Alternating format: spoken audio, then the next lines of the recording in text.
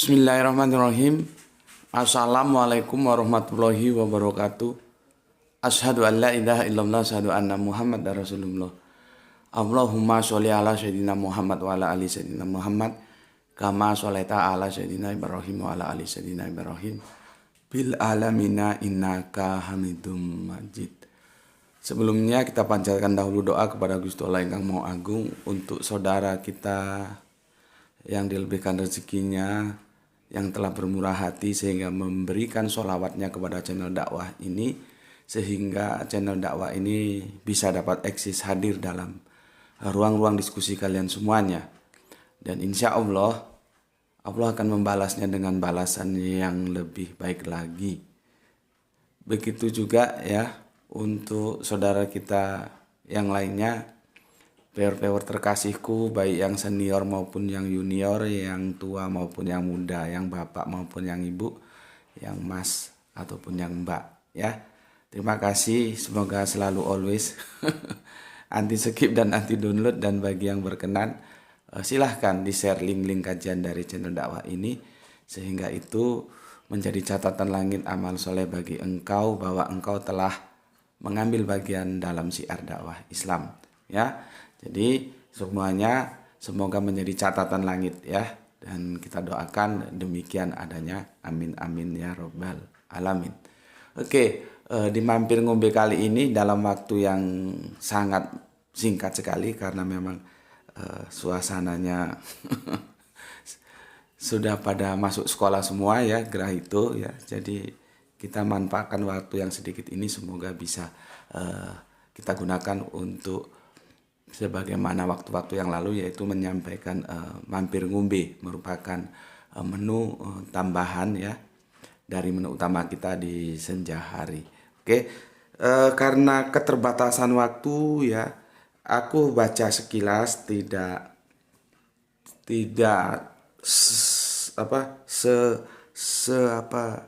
serinci mungkin ya, maka aku tidak bisa menyampaikan komentarku atau tanggapanku atas semuanya yang masuk dalam kolom-kolom komentar kajian-kajian kita ini. Jadi aku hanya memilih yang menurutku sangat urgent untuk diberikan tanggapan gitu ya. Tapi aku baca kok ya, aku baca. Cuman ya yang namanya waktu seperti itu ya. Ini juga kita mencuri waktunya gitu. Komentar ini ada dari unggahan yang kemarin, yaitu kafirmu memelintir ayat sapi dan domba haram bagi Yahudi. Itu ada di seri pertama ya. Komentarnya masuk dari saudara kita, bapak dosen kita, yang semoga dilimpahkan kesehatan kepada beliau dan keluarganya yang ada di Tanah Karo ya, di Sumatera Utara sana. Sepertinya ada yang misleading ya. Semoga dengan kita jelaskan lagi di mampir ngombe kali ini, semuanya akan menjadi jelas ya. Jadi begini komentarnya Pak dosen kita ya, Pak AG ini begini. Kalau yang menafsirkan ayat kitab suci agama lain dengan seenak perutnya disebut anjing, maka ada banyak anjing yang berkeliaran. Soalnya banyak juga yang menafsirkan Alkitab dengan seenak perutnya sendiri. Salam sehat selalu. Aku ucapkan matur numbah nuwun, terima kasih atas waktu yang diluangkan oleh Pak dosen kita, Pak AG ya. Yang namanya nulis itu juga di kolom komentar kan berarti meluangkan waktu, maka itu juga harus aku berikan sebuah apresiasi ya. Begini Pak, teksnya harus kita lihat pada konteks ya. Konteksnya kemarin judulnya yaitu, sebentar Pak, supaya aku tidak salah-salah ya.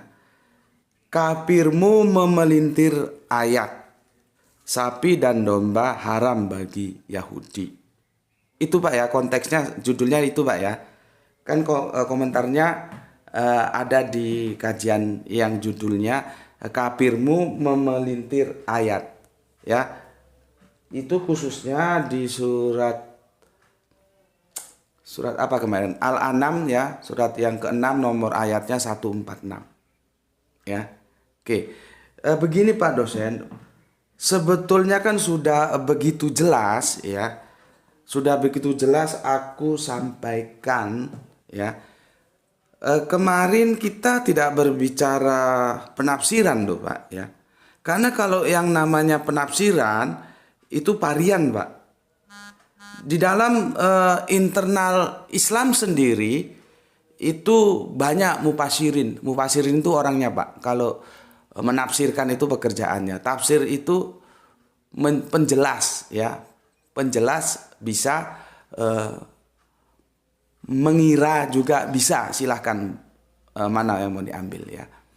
Jadi ayat-ayat itu biasanya ada yang langsung kita mengerti itu yang mukamat ya, ada yang mutasabihat yang itu perlu penjelasan detail ya, supaya kita bisa mengerti penjelasannya ya perlu belajar ya. Jadi tidak semua ayat-ayat itu harus ditafsirkan itu enggak, tapi ada juga memang ya lihat kondisinya lah ya. Saya kira di kitab apapun begitu, di Al-Quran begitu, di Bible sejauh aku belajar juga ya begitu sama saja.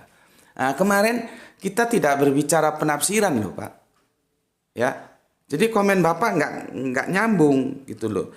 Komen Bapak kan membicarakan penafsiran ya. Jadi nggak nyambung Pak ya. Sekali lagi yang kita kita diskusikan kemarin adalah pemotongan ayat Pak. Dia memelintir dengan cara memotong ayat. Ayat itu dipotong, kan aku sudah jelaskan. Contohnya begini kemarin 2 contoh ya. Ketika ayat itu berbunyi, air yang dipancarkan di antara tulang dada dan tulang sulbi. Nah, itu dia potong. Kata di antaranya, diksinya itu dia potong menjadi air yang dipancarkan dari tulang dada dan tulang sulbi. Itu kan maknanya menjadi berbeda Pak. Dan itu kan kejahatan akademis ketika dia mengkorup diksi dalam narasi itu. Karena kan berbeda Pak. Coba perhatikan ya. Yang pertama, yang aslinya begini itu. Air yang dipancarkan di antara tulang dada dan tulang sulbi. Aslinya begitu. Lalu dia korup dalam pelintirannya itu air yang dipancarkan dari tulang dada dan tulang sulbi. Kan sudah beda Pak. Itu pengalamanku diskusi dengan teman Kristen dari Malaysia begitu. Dia potong itu diksinya. Ya, dimana kata di antara itu dia tidak sebutkan. Nah, ini makanya teman-teman Islam juga perlu belajar. Bagi mereka yang tidak familiar dengan Al-Quran bisa babak belur.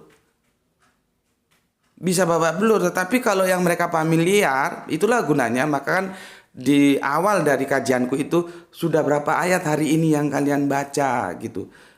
Nggak usah banyak-banyak ya. 1 lembar atau 2 lembar aja lah. Seperti aku pada subuh 1 lembar, 2 lembar begitu. Itu maksudku supaya teman-teman Islam itu familiar, bersahabat dengan Al-Quran begitu. Seperti tadi pengalaman diskusiku dengan teman Kristen dari Malaysia.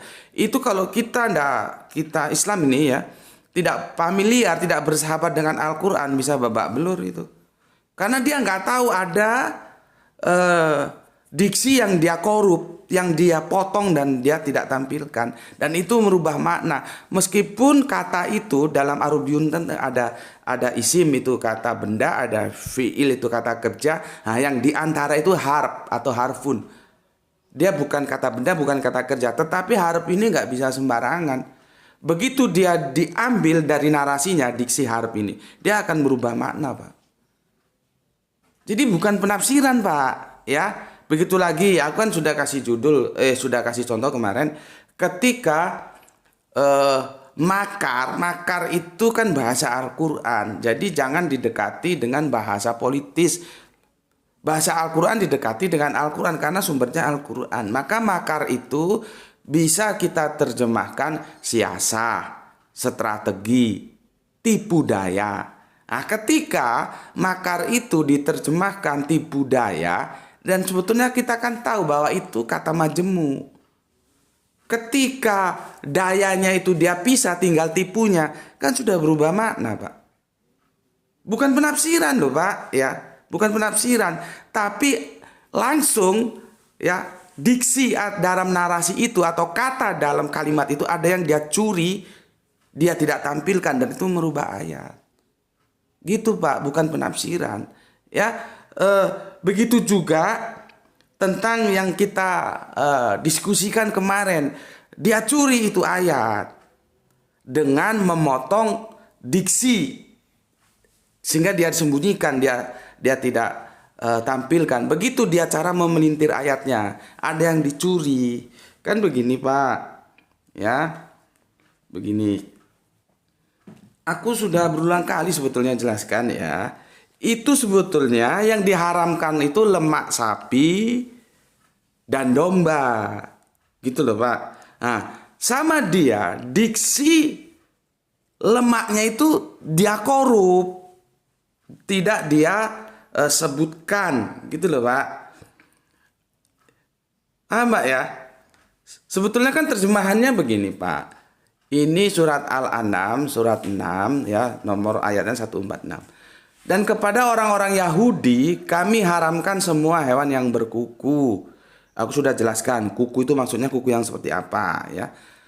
Karena domba dan sapi dan domba itu juga berkuku ya. Oke, aku ulangi lagi supaya jelas ya, Pak. Tolong perhatikan, Pak. Dan kepada orang-orang Yahudi kami haramkan semua yang berkuku. Dan kami haramkan kepada mereka lemak sapi dan domba. Ada diksi lemak, Pak, yang si anjing itu tidak tampilkan. Itu kan sebuah kejahatan, Pak. Itu kejahatan akademis loh, Pak. Ya, tidak boleh begitu. Karena kan kerangka berpikir kita kan akademis. Harusnya dia tampilkan dulu semuanya. Mau dia tafsirkan, itu nanti urusan kedua. Kan kalau kita mau mengadakan kritik teks, itu pertama ya memang harus diterjemahkan. Setelah itu baru ditafsirkan. Kalau masalah tafsiran tidak ada masalah, Pak. Ya, oke, aku ulangi lagi ya. Jelasnya itu dikatakan dalam Al-Quran lemak sapi dan domba. Terjemahannya begitu, dikorup sama si anjing ini menjadi sapi dan domba. Nah, padahal tidak begitu. Seharusnya lemak sapi dan domba. Jadi yang diharamkan dalam Al-Quran itu lemaknya, Pak, bukan sapi dan dombanya. Dan itu selaras dengan kitab imamat yang sudah kita bahas kemarin. Bahwa di kitab imamat lemak itu juga diharamkan. Oke, aku lanjutkan terjemahannya supaya clear ya. Nggak apa-apa, aku ulangi ya. Dan kepada orang-orang Yahudi kami haramkan semua yang berkuku. Ya, dan kami haramkan kepada mereka lemak sapi dan domba. Kemarin di papan tulis sudah aku tulis tebal-tebal itu lemaknya. Ya. Kecuali yang melekat di punggungnya atau yang dalam isi perutnya atau yang bercampur dengan tulang. Demikianlah kami menghukum mereka karena kedurhakaannya dan sungguh kami maha benar. Dan ini sudah kita cross check ke kitab imamat, cocok, seirama, sejalan, selaras. Di kitab imamat pun lemak dilarang untuk orang-orang Yahudi. Jadi bukan sapi dan dombanya. Sekali lagi ya, aku jelaskan, Pak ya. Kalau masalah penafsiran itu di dalam internal Islam sendiri, nggak usah kita eksternal ya. Itu banyak penafsiran, Pak. Makanya mufasirin itu juga banyak. Kita mau lihat tafsirnya Ibnu Katsir, Jalalain atau siapa itu bisa lah. Atau yang terakhir itu Al-Misbah, silakan.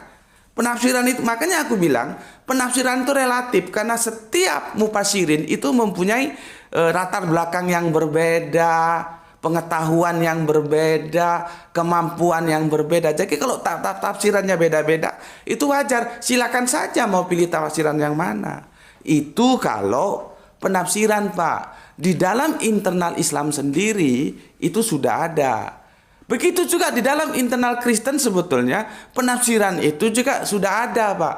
Itu nanti berbeda. Makanya dalam kitab Yohanes 1 pasal 1 itu antara Kristen ya yang mainstream dengan saksi Yehova itu beda, Pak. Kalau kita baca Injilnya ya beda. Ini ya, ini punyanya teman kita saksi Yehova dan ini yang Kristen mainstream. Ini beda, Pak. Ini beda. Nanti kalau Bapak ketemu dengan Kristen Unitarian itu sama dengan ini. Mereka tidak merubah. Kalau di sini sudah dirubah. Tapi bukan tanpa alasan, Pak. Ada alasannya ya. Aku kira Bapak sebagai dosen bahasa apa? Bahasa Yunani tahu lah ya bahwa ada kata sandang antara tonteon dan tonteos ya. Jadi aku baca lengkapnya gini, Pak, supaya kita sama-sama clear, Pak ya. Berdasarkan keterangan dari NSECB ya, huruf besar semua ya. Kata theos akan berarti the supreme divinity, yang maha ilahi, Allah yang benar. Ya, jika mendapat artikel atau kata sandang. Nah, ini Bapak lebih tahu lah ya. Kan Bapak dosen bahasa Yunani dan ini kan edisinya dalam bahasa Yunani itu Yohanes 1 pasal 1 itu ya. Oke, aku lanjutkan. Kata sandang itu adalah Kata sandang itu adalah ho, bisa he, bisa ton. Itu pilihan kata sandangnya, Pak ya. Di Yohanes 1 pasal 1 ada dua diksi Allah. Ya, diksi Allah muncul dua kali. Yang pertama diawali oleh ton. Ya, maka dia ton theos, ya. Sang firman itu bersama-sama dengan sang Allah, ya. Yang kedua tidak ada tonnya, dia langsung theos. Sang firman itu adalah Allah. Kan begitu. Dengan demikian ayat ini tidak menunjukkan bahwa Yesus itu YHWH ya, the supreme divinity, tetapi menyatakan bahwa Yesus adalah, nah ini ada yang menerjemahkan A-nya kecil, repot juga karena terjemahan karena hurufnya itu ditulis dalam huruf Indonesia yang Latin. Huruf Latin mengenal huruf besar, huruf kecil, sedangkan ya huruf di Yunaninya seperti yang Bapak ajarkan ke saya dulu kan, saya pernah salah tuh. Saya kira huruf Latin, saya kira huruf Yunani itu tidak ada besar kecilnya. Ternyata ada besar kecilnya. Oke, Pak. Oke, saya terima itu dan saya terima kasih diingatkan ya. Tetapi jangan lupa, kebanyakan itu ditulis dalam huruf besar semua loh, Pak. Coba Bapak perhatikan ya, itu ditulis dalam huruf besar semua. Ya, nah, sementara di dalam huruf besar Yunani semua loh, Pak. Maksudku begitu ya. Sementara di terjemahan Indonesianya yang Latin itu Allahnya pakai ALLAH yang kecil, tidak yang huruf besar, ya. Atau dikurung menjadi makhluk surgawi. Maka pada teman-teman saksi Yehova menjadi pada mulanya adalah firman, firman itu bersama-sama dengan Allah dan firman itu ilahi. Menjadi begitu. Kalau di Kristen mainstream tidak begitu. Pada mulanya adalah firman, firman itu bersama-sama dengan Allah dan firman itu adalah Allah. Jadi dia samakan antara kalau edisi Yunaninya kan begini, Pak. NRC and hologos ya, kai hologos and pros ton theos, ada kata sandang, hati-hati. Berikutnya kai theos. Jadi dia bukan kai ton theos tapi langsung kai theos and hologos. Nah, ini sebuah anu aja, sebetulnya bukan termasuk yang kita bahas ya. Nanti kalau mau dibahas secara khusus oke. Tapi sebuah tambahan informasi saja ya. Kalau terjemahan yang ditafsirkan seperti itu, Pak. Jadi Yang namanya penafsiran, makanya penafsiran itu relatif, tidak absolut. Di dalam internal Islam itu ada, di dalam internal Kristen juga ada. Ya. Tetapi walaupun demikian, yang kemarin yang aku bahas itu bukan penafsiran, tapi dia mencuri diksi dalam narasi, tidak ditampilkan sehingga merubah makna. Kalau seperti lebih jelasnya lagi ini Pak, Arabiunnya aku sertakan lah Pak ya. Semoga dapat clear ini ya. Nah ini Pak,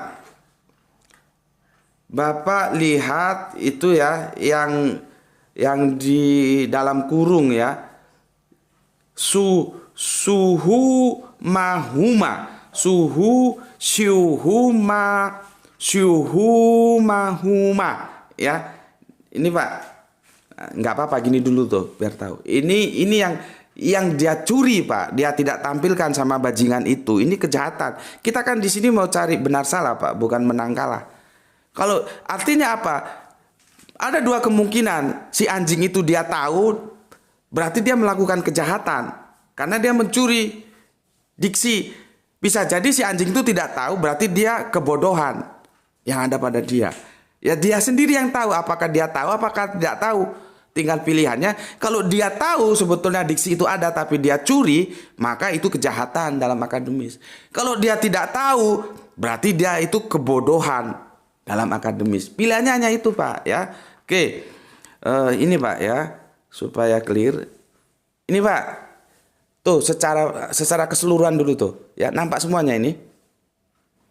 Ya Pak ya, itu yang saya kasih merah Pak. Yang kasih merah, oke, sudah ya. Udah tuh. Nah, itu yang dia tidak sebutkan, dia curi. Itu kalau dibesarnya begini, Pak. Lemak dari keduanya. Ini, Pak.